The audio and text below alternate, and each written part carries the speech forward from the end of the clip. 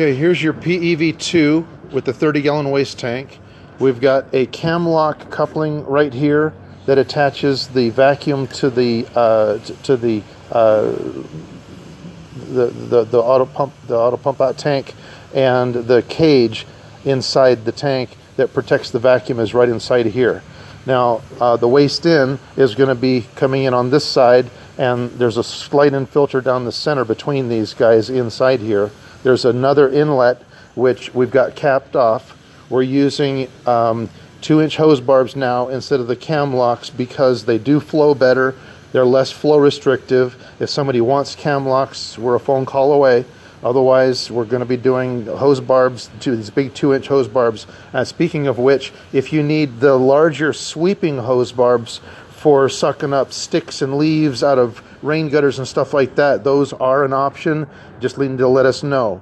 There's a drain on this waste tank. We can supply a ball valve for that drain if you need be. Let us know what you want. And this is an exhaust port for one of the vacuum motors. That's where the air is being pumped out. The vacuum's purpose is to suck air out of the waste tank. That's one of the exhaust ports. The other exhaust port is on the other side, of course, for the second motor. If you're ever going to use only one vacuum motor at a time, you make sure that the one that is not running, you block off the exit port so that air can't get sucked backwards through this motor when it's not being used. If you have to plug into a 15 amp breaker on house current or whatever, or you just got a real small generator and you know only can run one of the vacuums, then you just have to make sure that the second vacuum can't suck air backwards and waste all of your performance from the one motor. And that could be as simple as laying a piece of cardboard across it while you've got it running. It'll actually suck itself up there and hold it, or you can put a piece of duct tape over it. I just prefer that you don't screw something into it. It is an option, but the problem is that somebody will forget that it's there. Then when they flip on the motor, it's running with no air supply. It'll overheat the motor, and that will not be covered under the warranty. This is the automatic pump out line coming out of the waste tank. It needs to be plugged into its own breaker. This ground fault interrupter in here, this outlet is a ground fault interrupter. This is only here to protect the vacuums from a ground fault problem, a short circuit or something like that. This vacuum has to be plugged into its own 20 amp circuit, whether it's house current or on a generator. It's got to have its own 20 amp supply. The auto pump out gets plugged into its own circuit.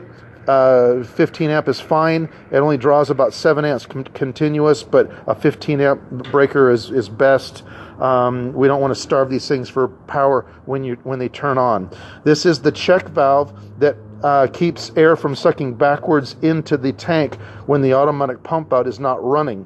The pump out has to be full of water when it kicks on, so having this check valve ensures that the pump out can be full of water when it does kick on. Then it can push the water out against the vacuum.